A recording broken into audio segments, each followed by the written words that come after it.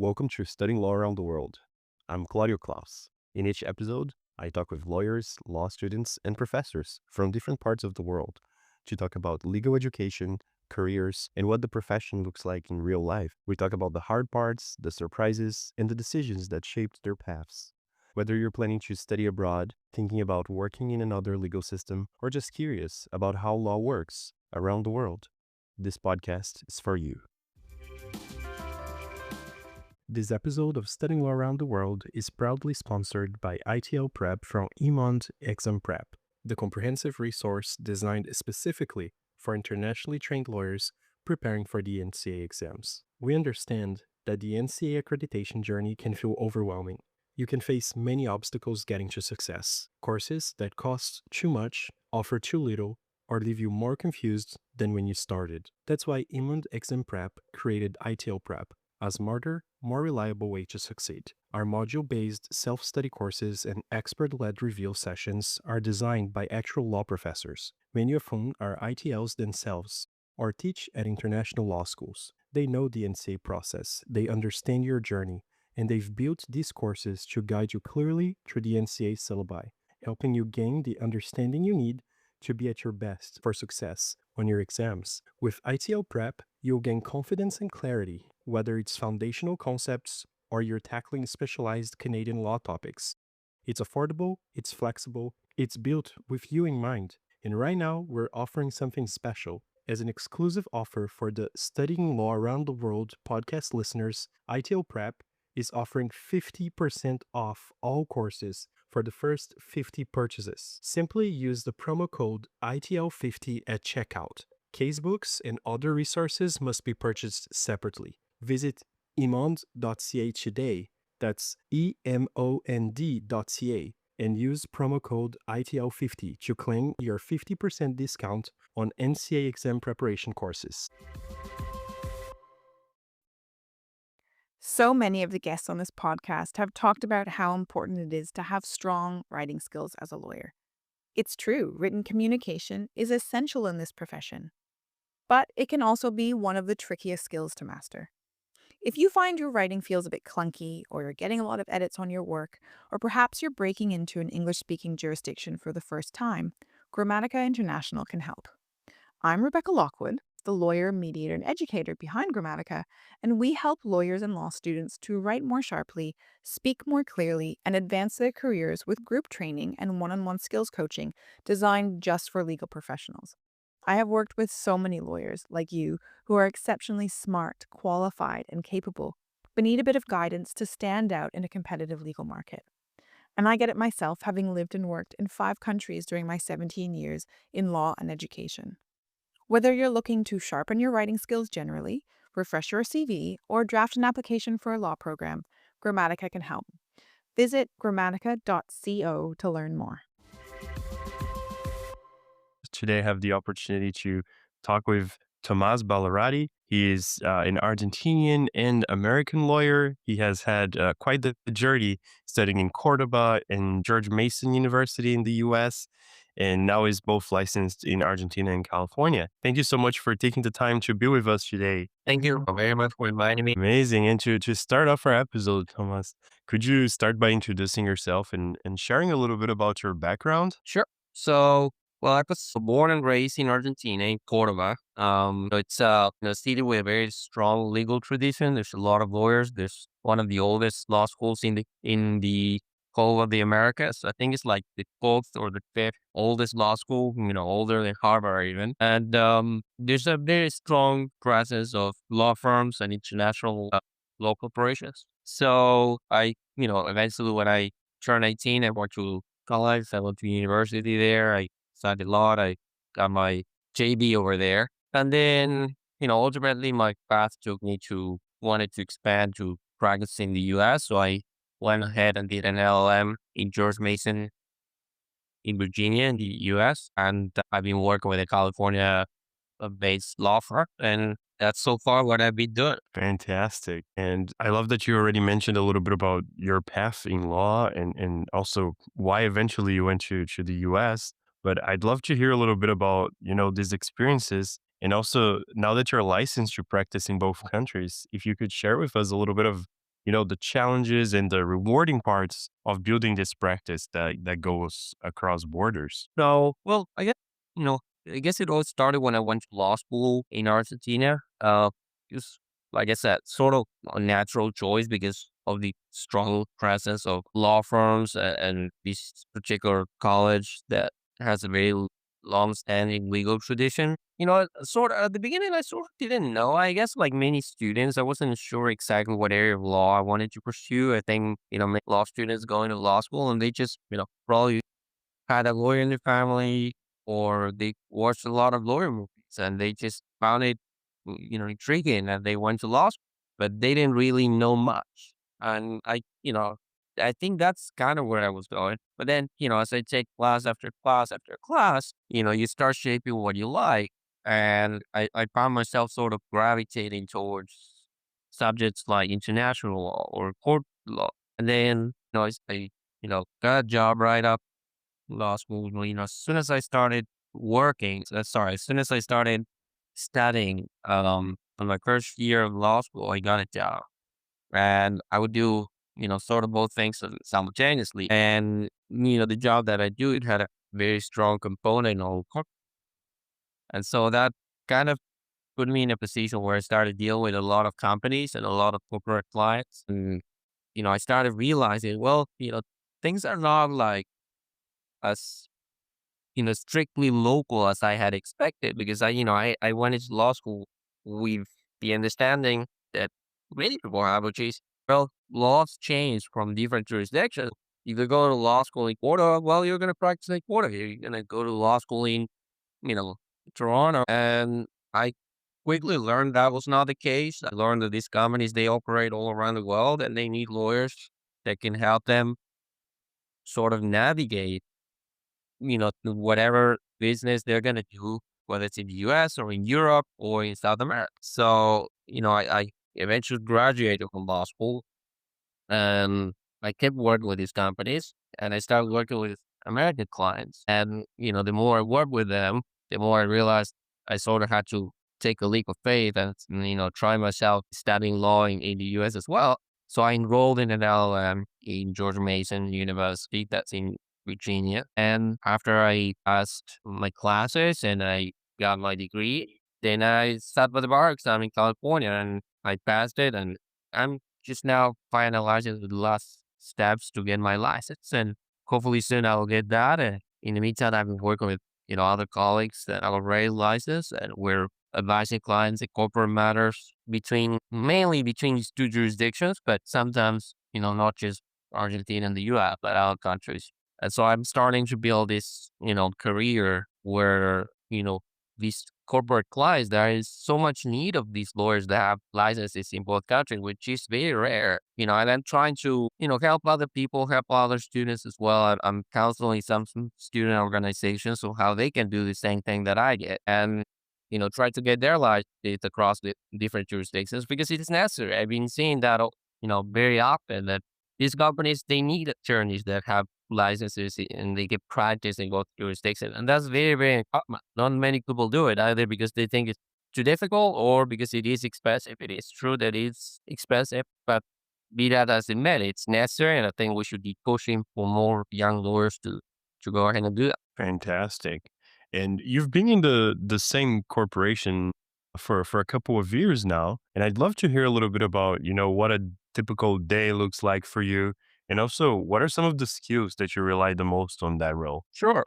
Yes, I work with very closely with a corporation in Southern California, with a law firm in Southern California. And I guess the short answer to your question is that, there are no 2 days that look the same. The work is very volatile in a way, and it changes a lot. What I do varies. We have 4 departments. I oversee 4 departments. We have about 15 people working there at this point. And so a lot of what I do is management. Management of all the workload, the cases that we do for our clients, and also the people that work on those cases. So I have, my official title, I guess, would be senior case manager. And that involves, like I said, both working the cases themselves and working with the people to, help them work their own case. So I supervise all those big team members, and I make sure the cases move forward. I, you know, help people strategize how to move ahead and work their own cases. And, I help, I review the work, I review their writings, their pleadings, their pleas. I sit down with the clients, I meet with the clients. But again, like no 2 days look the same. Some days I am working mostly on bleedings and briefings that need to go out, motions or the like, or some other days I'm just, strategizing or sitting down with clients and planning ahead the next 6 months, the 12 months, for operations, right? I guess the skills I rely on most are probably, um, like I said, management. There's a lot of leadership there. Part of my job is to lead these people that often are young or younger than me, and they are new in working these sort of cases. Sometimes they need some guidance, some pointers on how to do that. I learned that you cannot do everything yourself. I try to do that, and that's often a recipe for disaster. You have to delegate and you have to put them in a position where they can do it. It's not about, "Oh, I want to do as much as I can. I want to be the greatest there." It's about, effectiveness and sharing the workload so that we can be efficient and get things out as soon as possible on the best way possible. So you need to sort of empower your teammates and set some expectations, clear expectations, and just make the decisions on how to get there, how to go about achieving whatever goal the client has set out to achieve. So I think I actually love this job and I love the role that I have because it sort of forced me to grow beyond just being a lawyer, a case lawyer, which there's nothing wrong to it. But, sometimes lawyers fail to understand that there's more to being a lawyer than just working a case, right? There's a lot of management and strategizing and helping your firm, you know, stay alive, right? There's a lot of that as well. So I think that job has to be really taken me to a position where I can develop these skills that are not necessarily so common out there. So I'm very happy to have had that opportunity. That's amazing. If I may ask you about the cross-border practice, you mentioned first that sometimes corporations are not as local as they seem and all of that. And how do you balance, these independent projects that you have with your firm work? And also, if you don't mind me asking, what are some of the areas that you find yourself working more and more frequently? Yeah. So I guess that's a fair point because, balance is, you know, quite key in when you're working for a corporation and at the same time have your own independent practice. It takes a lot of discipline. It takes a lot of clarity, setting clear boundaries and expectations for every client that they know that, well, you're not their only client and um, you have a lot on your hands and you need to prioritize and strategize as well. At the firm, I mostly focus on the firm's work, but in my independence practice, I take on projects that sort of align directly with this cross-border practice that I'm building. And obviously, they do not conflict with the firm because the firm does mostly local work. So when I do my independence practice, most often the clients come to me, for business formation in the US or for contracts between jurisdictions, compliance. It's also very common to see out there. So it's mostly those issues of immigration and tax considerations come into play as well. Obviously, I guess in the root of all of this, it's compliance, right? So they want to set up uh, a corporation over there in the US and they want to do business in the US or they want to invest in other US companies and they want to do different sort of transactions. And for that, they need some sort of corporate entity structure. And they also need to understand what are my tax obligations? Where do I pay taxes? Do I pay taxes in both jurisdictions? How much? And there are treaties involved. And obviously, sometimes they want to send people to the US to do business, and there's immigration for management and executives, right? So those are kind of the hot topics, I guess. They want to draft their contracts to make sure that they're not, in a tight spot in the event of a dispute. Are they going to do arbitration or are they going to do submit themselves to jurisdiction in the US? Those are, I think, the hot topics: business formation, clerks, and mostly compliance with immigration and tax considerations. But I try to give my clients some peace of mind. When you're dealing with two different countries and their laws, they can be very different. I have to say that most of the Western world is very similar. The procedures may change. Certainly they do. Even the laws change quite a bit. But culturally, they're very similar, and there will be some similarities. So I often tell that to my clients to make them feel like, hey, shouldn't be so overwhelming. There will be some overlap. And at the end of the day, if you just want to do business and people want to do business with you, this shouldn't be rocket science, right? And my job is mostly to guide them to anticipate their problems and try to make the process, as smooth as possible. That's outstanding. So I also wanted to ask, I noticed that on LinkedIn you run a newsletter and publish some articles on cross-border law and how to go about it. And I was curious to know, how did you decide to share some of your insights online, and how has writing that also helped you with your career and also, shaped your connections and all of that? You're right. I guess at first I started publishing because I sort of wanted to clarify my own thoughts, almost as if I was doing like my own journal. Like, I had some following in LinkedIn, and I just share some insights, some lessons that I learned. Again, because I felt a lot of people were contacting me directly because they have seen that I have gone to school in the US and taken the bar exam, and that felt to many people very intriguing and very attractive. And so I felt, like, well, I can, start publishing maybe once a week or once every 2 weeks, and I start explaining this to some people and show them, hey, it's not impossible. You don't have to be a millionaire. I'm certainly not. And you could do it at a reasonable budget and expand your practice and get licensed in multiple jurisdictions. It just takes a lot of resilience and a lot of hard work, but it can pay off. So I started publishing mostly for those reasons.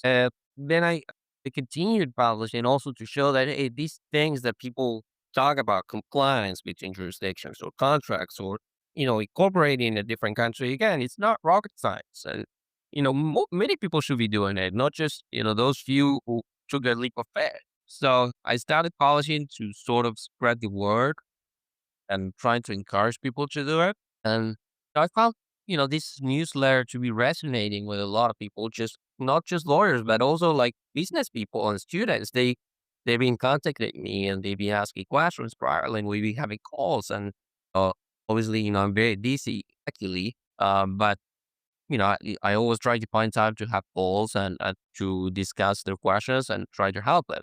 So I keep on publishing this newsletter. It goes out every week. It sort of has become a platform to share some practical advice, reflections on my own and personal experience about working across borders. And I hope that, if I keep publishing, it'll open doors for other people that they'll see that this is possible. And, people can feel free to reach out because, if they feel they know me through my writing, well, then they're invited to talk to me and ask whatever questions they have. And to the extent that I can, I'll help them out. And at the same time, I'm getting a lot out of it. I'm certainly enjoying writing. I always have since I was a very little kid. I used to write little novels and books, but then obviously now I'm writing about legal stuff, right? That's what I'm doing. But, and not just the personal satisfaction of writing that I do enjoy quite a bit, but also people see me out there and they are inviting me to conferences, their panels, and wouldn't you guess it, even a podcast. So yeah, I'm very happy I've been publishing, and I'll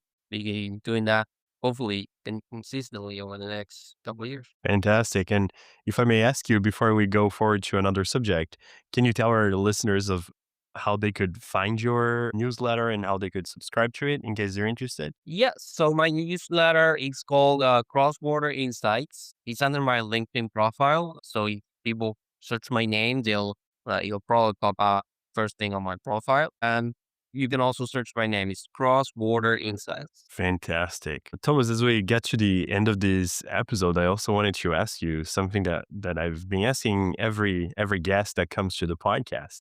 And that is, what kind of advice would you give to law students or young lawyers who are just, starting out in the field now, but also to those who are considering studying or practicing law abroad? Yeah. So, well, there's certainly a lot of advice that I can give. I keep receiving advice. I'm sure I'm going to keep receiving advice myself for the next 30, 40, 50 years. But as far as what I can tell them right now, I think my two main pieces of advice would be first, invest in yourself, study, devote time to studying languages. If you want to do a cross-border practices, language, it's essential. You cannot have a cross-border practice if you don't speak good English. Now, it doesn't have to be perfect. You don't have to be a native speaker, but good enough to have a conversation, right? Good enough so that people feel comfortable talking to you. So if it's in the US or Canada, then English has to be, your essential language. Now, English is probably the business language out there in the world, even if you're going to Asia or Europe.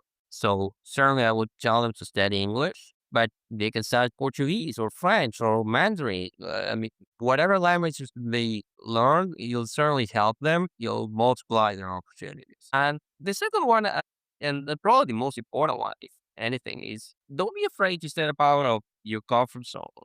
Yes, it's not easy to study law abroad. It's not easy to set up a cross-border practice, but it pays off. You'll pay off in kind. You need to study. You need to work. If you have a chance to head out and then spend a semester abroad or take a master's degree abroad, or if you can take a job and spend a few months, even a couple of years abroad, then those things are going to help you. It's going to open your mind to new opportunities, to new people, to new ways of life. And it's certainly going to give you those few elements that you need if you're going to be working with clients who do business through multiple jurisdictions. You cannot be stuck with your own mindset of your local culture and your local laws. Things are very different when you cross borders.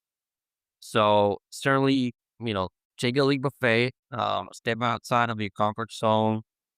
Don't be afraid. Just, have at it. You're going to land on your feet. If you plan ahead, if you're organized, you're going to land on your feet. Things are going to work out. So certainly those two, I guess I could also mention if you want to be a lawyer, most of it involves networking. Now, it's certainly not the only thing. Some people have the misconception that, oh, I'm going to network and that's going to do it for me. That's not really quite like that, but it certainly helps. So try to build networks early, join associations. You can join your local attorneys association, or if you do business in the US, you can join the American Bar Association. You can go to conference. You can connect with other lawyers. Don't be afraid of just texting them, emailing them. Say, hey, I just saw you on this conference, or I just saw your LinkedIn profile. I just want to connect. I want to talk. I want to pick your brain. Why not? I mean, if they're too busy, well, they'll just say no. So what? I mean, what's the harm in doing that, right? So I think those are some of the insights I will share with you. Absolutely. Thank you so much for those. To wrap up today's episode, I also wanted to ask you, where do you see your practice heading in the next few years? And also you see that there's some areas of cross-border work that you think will grow in importance as well as we move forward. Well, I kind of see myself heading in two big directions. I guess one of them is I want to continue growing my practice, my independent practice, and really become like the go-to lawyer for these companies that need to do business abroad and they need to set up a corporate entity or get advice on compliance and tax issues. So I really want to do that, especially between Argentina and the US, which is where I come from, where I legally trained and where I feel most comfortable. Certainly would be open minded to expanding that as well. And, I want to publish more. I want to connect with clients and, not just clients in Argentina, US, but wherever they might be and they may need help with those jurisdictions. And I guess the other is I would like to focus on areas that I think are growing very rapidly. And that goes to kind of your second question. I mean, I'm not falling to the cliche of saying technology and AI, but it is that those areas are growing quite fast and, in a way, dangerously fast because people are not even able to keep up with all the changes that are out there. So I want to try to go into that technology compliance and try to stay ahead of the game and be able to help my clients navigate those issues as well. They're growing so fast, not just for lawyers, but for even the people who work on those fields, even the people in AI or the tech startups. They are having a hard time catching up. So if I can help them, then I'll certainly do that. And I guess that's also where I see myself going. Amazing. Well, once again, thank you so much for taking time to come on the podcast and share some of your insights Much appreciated, and wishing you all the best in your career and looking forward to seeing what comes up next. Well, thank you, and thank you for having this podcast. I've been listening to it for few months now, and uh, I always found it very intriguing and very instructive. And thank you for everyone who shows up at this show and contributes. I think their advice can be very helpful to some people who are getting started. Thank you for having me. It's been a pleasure. I hope to be in touch in the future. Absolutely. Well, thank you all for tuning in, and we'll see you on the next one.